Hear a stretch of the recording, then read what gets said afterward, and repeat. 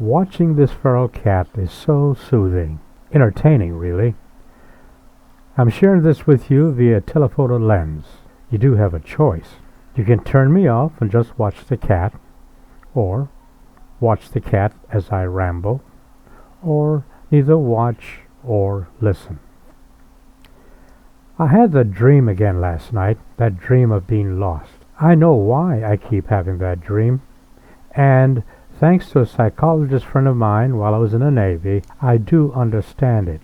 And yes, it all has to do with childhood. Parents, be very careful what you tell your children, and even more important, how your children see you as a parent. That is, how the child feels he or she is being treated. A hint, it has very little to do with reality and a lot to do with perceptions. Okay, so, be that as it may, in the Navy I had a great safety net. Thanks to the wisdom of the Navy, that safety net was called a chaplain. Now, I could be wrong, but the Navy endorses no specific religion, but it does allow for all religions, and I believe all chaplains are educated and trained individuals to be excellent counselors. That is, for the most part, they're all psychologists. I could be wrong there, of course. Be that as it may, knowing that I could go to see the chaplain was a great benefit to me. Here's an example. As a photographer in the Navy, I was and still am, for all intent and purposes, a pacifist. I simply cannot subscribe to the theory of killing or killing people I don't know because they do not believe as I do.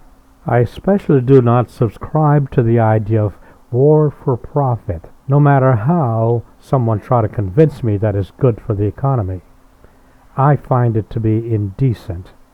So, at one time I had very serious concerns about complicity. Okay, here's my dilemma. Even though I do not fire the missiles or have anything to do with the killing part of the Navy, am I still complicit in the ultimate killing that occurs? The simple answer was yes. We are all complicit. Even that homeless man under the bridge in Brooklyn, thousands of miles away, because what we do is by way of the orders of the president that represent us all Americans. Our involvement, therefore, is a matter of degree, but we are all complicit. Of course, that did not make me feel any better, but I came away knowing that the guilt was shared. Besides, I did take an oath. So the chaplain was there as my safety net, not only for that reason, but for any reason, whatever concerns I might have, the chaplain was there. I was fortunate in that I always had very good counselors. And it does make a difference. Of course it does. It makes a difference to be able to vent and to share your concerns with someone. And nope, everything you discussed with the chaplain was confidential. At least, that's the way it was back when I was in the Navy. But what about my recurring dream?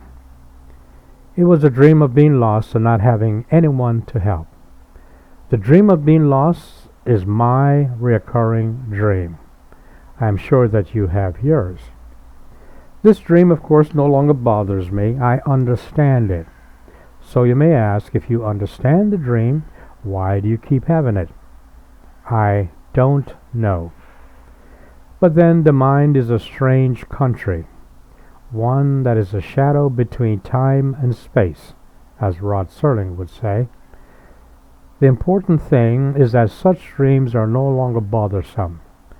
The mind cannot tell the difference between reality and fantasy, so it treats past and present, real and imagined, just the same.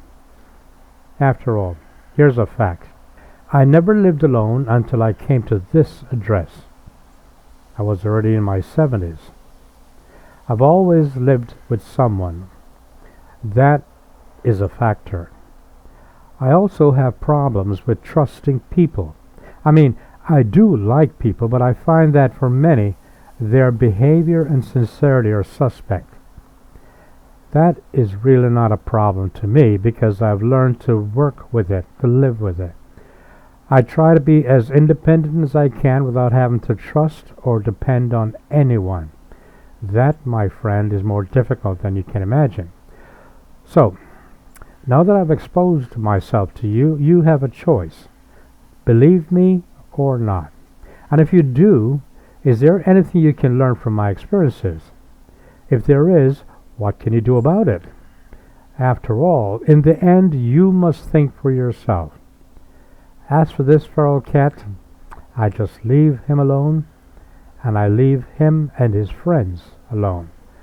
I am grateful for them because I find them to be entertaining. And let's face it, they have every right to be here, even more so than I do. After all, I am renting this place.